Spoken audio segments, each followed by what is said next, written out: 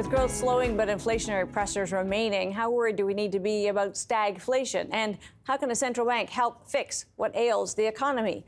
Tiff Macklem is governor of the Bank of Canada. Here's part of my conversation with him on the Wonk podcast this week. Well, I don't know. I grew up in the 1970s. So, to me, stagflation is like double-digit unemployment, double-digit inflation. That's nothing like what we have today. I don't want to minimize the difficulties we have today, but I mean, inflation is, latest readings, 1.9%. Our measures of underlying inflation are about 2.5%. Okay, it's not right on our 2% target, but this is low inflation. And the unemployment rate, yes, it's gone up, and particularly in the trade-sensitive sectors, we've seen significant job losses. But it's 7.1%. It's not double digits. So stagflation is not a word I would use for this situation. We are in a situation where there's downward pressure on the economy and some upward pressures on inflation, but I would not call it stagflation. Fair enough. One thing we are dealing with, you alluded to it, the Prime Minister called it a rupture, and that is this sea change in how we think about our economy. And that is, of course, Governor, an economy that already had some issues before all of this began. Our productivity isn't where it should be, hasn't been for a long time. Our business investment has been lagging. A lot of those, of course, are things that would be best addressed by the government, by fiscal policy. You said today monetary policy is a blunt instrument. You do what you can, but they do work together. And I'm curious for your thoughts on Canada's potential success at making this pivot. Amanda, we've been I think all of Canada really has been concerned about our weak productivity growth for some time. And there are things that we can do in this country to lower the cost of doing business, to make our economy work more efficiently. We don't need, U.S. tariffs to do those things. But, maybe there's something about now that the cost of doing business with the United States has gone up, maybe we need to get more focused on reducing the cost of doing business in Canada and get more focused on reducing the cost of getting our goods to overseas markets. So we've been talking about a number of these things for some time. I am pleased to see both at the federal level and at the provincial level, we're having more concerted discussions and policy initiatives than we've seen in many years. And so, what are some of those things? Well, if it's more costly to do business with the United States, why not reduce the cost of doing business in Canada? And you're now seeing the federal government, the provincial governments really start to come to grips with our own inter-provincial trade barriers. Many small regulatory differences across Canada, across provinces. And the more we can take a comprehensive approach to this, the easier it's going to be for businesses to do business across the country in a seamless way. Provincially, we've got different labor accreditations for many professions: lawyers, accountants, electricians, nurses, doctors. If we could mutually recognize those, we could have one labor market in the whole country for all these professions.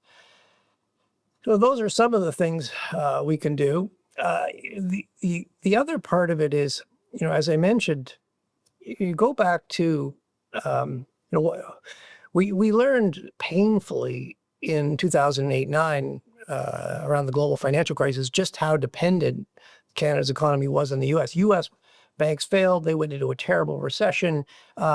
Our banks were okay. Our financial system was okay, but we got sideswiped in a very big way by the U.S. recession. There was a lot of talk coming out of that, of the need to diversify markets, to diversify our exports, but we actually haven't accomplished much. I think now, though, I think businesses are waking up to the fact that yes, we have a new reality with the United States, and we do need to develop those markets.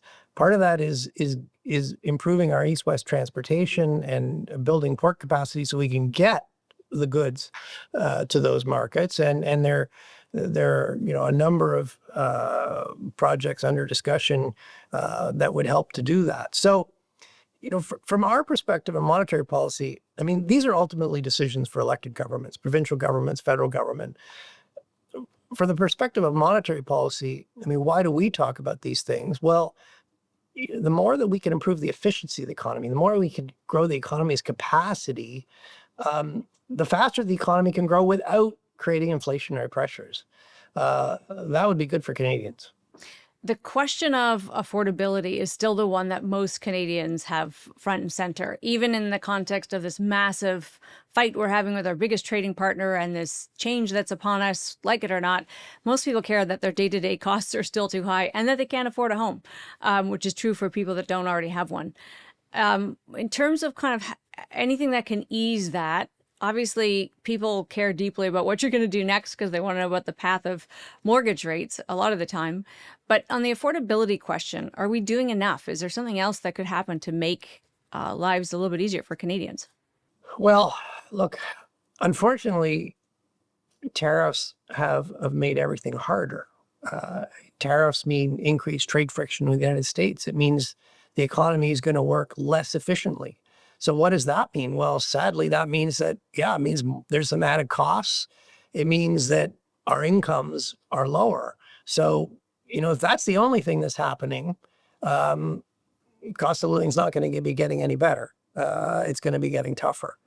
So, and as I said, you know, monetary policy can't really undo the effects of tariffs. It can't reverse that. Structural reform could.